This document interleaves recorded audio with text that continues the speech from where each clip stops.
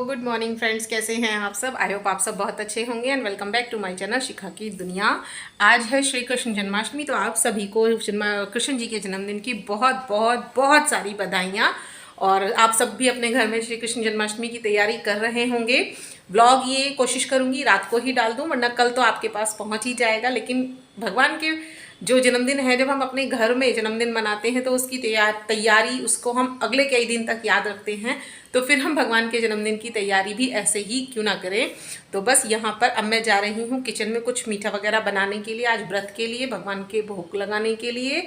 तो यहाँ पर किचन मेरी पूरी क्लीन हो चुकी है, नाश्ता वगैरह सब कुछ हो चुका है। दोपहर में जो मुझे बनाना है उसके लिए बस मैंने आलू वगैरह बॉईल कर दिए हैं, क्योंकि अश्वथ के पापा का भी फास्ट है और मेरा भी फास्ट है, और उन्हें थोड़ा सा ना कुछ खाने के लिए चाहिए ही होता है। तो बस चलिए चलते हैं, क्या बनाने जा रही हूँ वो मैं आपके साथ शेयर करती हूँ। और आज कृष्ण जन्माष्टमी में कैसे मनाऊंगी, मैंने गोपाल जी को क्या वस्त्र पहनाऊंगी, वो सब कुछ मैं आपके साथ शेयर करूँगी। तो चलिए पहले चलते हैं भगवान जी के भोग के तरफ। और यहाँ पर सबसे पहले मैंने बालों को कर लिया है फ़ोल्ड, क्योंकि अभी ना बाल गीले हैं और काम करते वक्त बाल किसी भी खाने के उसमें ना गिरे, तो मैं ज़्यादातर इसी तरीके से बालों को फ़ोल्ड करके तब काम करती हूँ। उसके बाद मैं आ गई हूँ किचन में। किचन में मैं ले आई हूँ जो सामान मैं लाई थी ना खाना मीठा बनाने के लिए, भगवान जी के भोग के लिए मुझे बनाना है पाक, तो बस उसकी ही तैयारी मुझे करनी थी।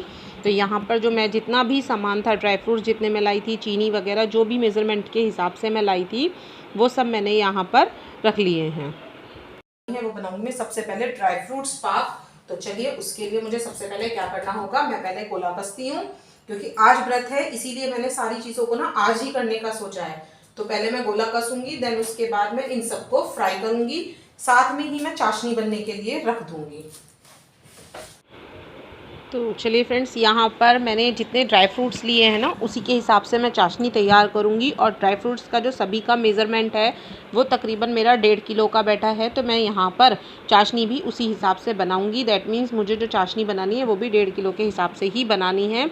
तो मैंने यहाँ पर 1 से सवा किलो के बीच में ले ली है चीनी, क्योंकि ज़्यादा तेज़ मीठा भी नहीं होना चाहिए और ज़्यादा कम भी नहीं होना चाहिए। और उसके बाद यहाँ पर मुझे थोड़ा सा कम लगा तो मैंने 1 मुट्ठी चीनी और डाल ली, और उसके बाद मैंने यहाँ पर इसमें आधा ग्लास के करीब पानी मिलाकर रख दिया है। देन उसके बाद मैं यहाँ पर अपने ड्राई फ्रूट्स फ्राई करूँगी। मैंने यहाँ पर काजू निकाल कर रख लिए हैं, मखाने निकाल कर रख लिए हैं, ये रखे हैं मैंने साइड में बादाम।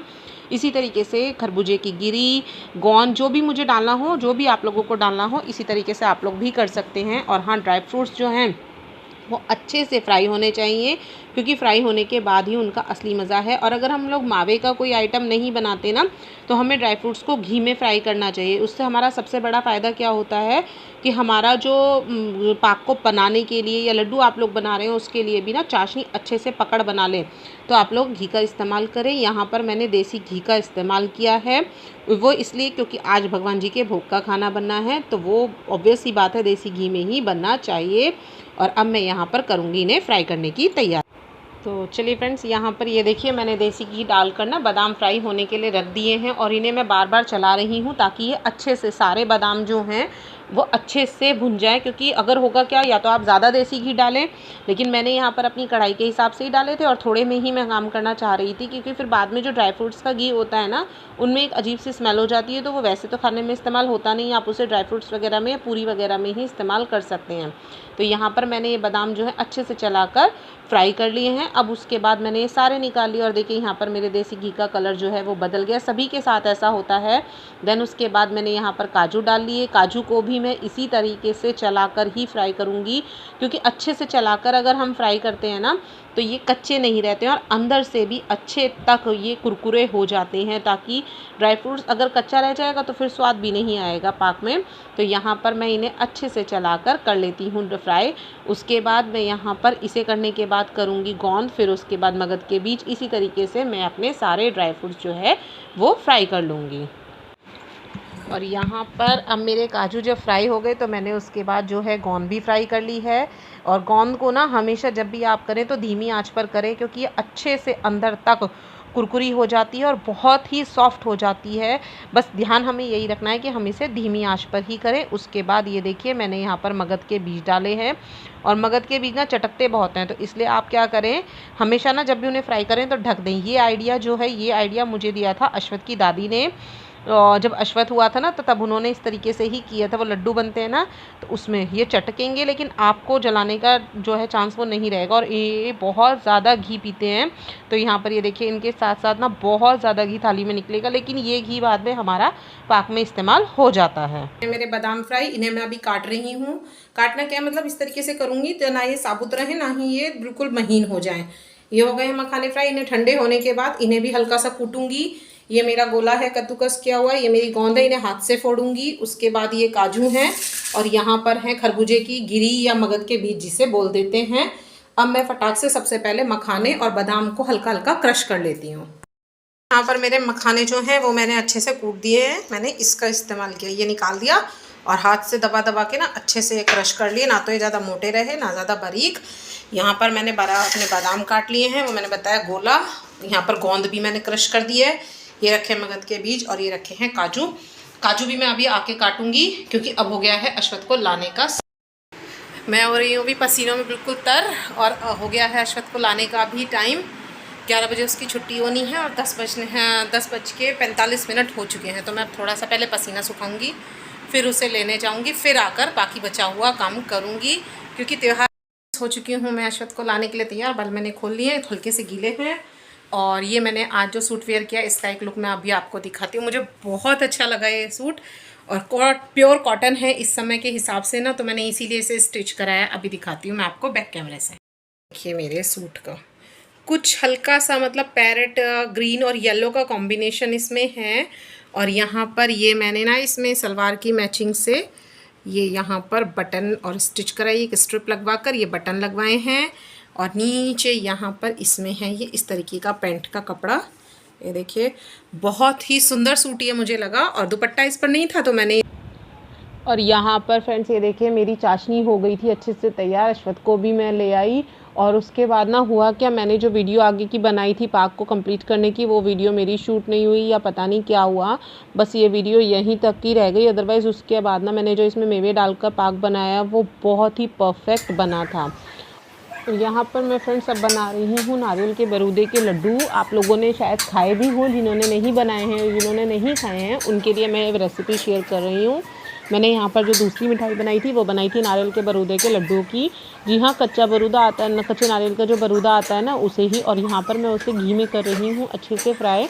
घी में उसे फ्राई मैं तब तक करूँगी जब तक वो हल्का सा, बहुत हल्का सा गोल्डन ना हो जाए और उसमें से एक अच्छी सी खुशबू ना आने लग जाए, वरना फिर क्या होगा उसमें कच्चे गोले की में स्मेल रह जाएगी और वो खाने में इतना अच्छा स्वाद नहीं देते हैं। तो बस यहीं पर मैं उसे लगातार इसी तरीके से फ्राई करती रहूँगी। और यहाँ धीरे धीरे अगर आप लोग देख पा रहे हैं तो उसका कलर चेंज हो गया।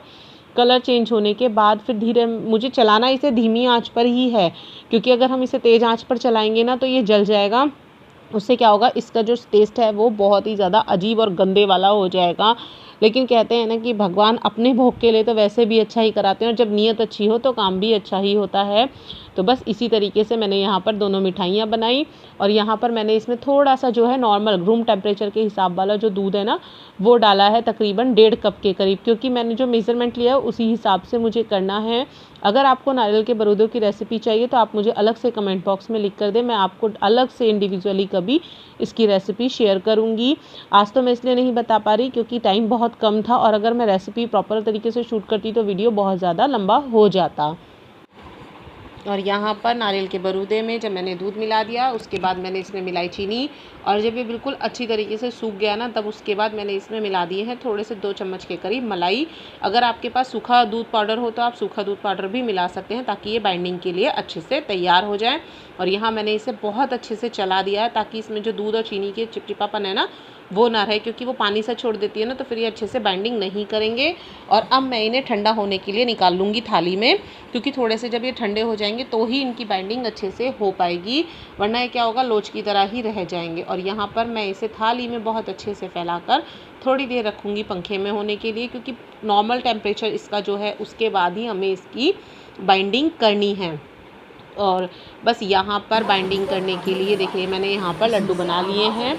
मैं यहाँ पर थोड़े थोड़े से ना मेजरमेंट हाथ से ही ले रही हूँ, तो मैंने इसीलिए फिंगर्स का यूज़ किया है ताकि एक्यूरेट एक से ही लड्डू बने। और घर में तो चाहे थोड़े बहुत बड़े होते हो तो हो भी सकते हैं, बट अगर आपको प्रॉपर तरीके से बनाना है तो आप चम्मच का इस्तेमाल कर सकते हैं।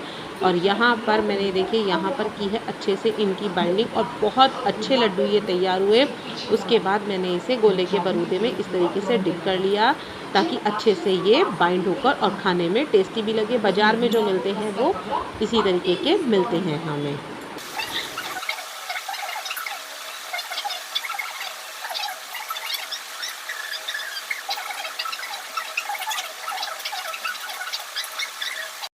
अच्छी लगी आपको प्लेट? अच्छा, तो ये देखिए फ्रेंड्स, ये हो गई है मेरी दूसरी मिठाई भी तैयार, नारियल के लड्डू। और जो पाग मैंने बनाया है वो अभी मैं कटिंग करूँगी उसमें से, और इन्हें अब मैं रखूँगी पहले फ्रिज में थोड़ी देर के लिए ताकि ये थोड़े टाइट हो जाएं। उसके बाद भगवान जी को भोग के लिए लगाएंगे।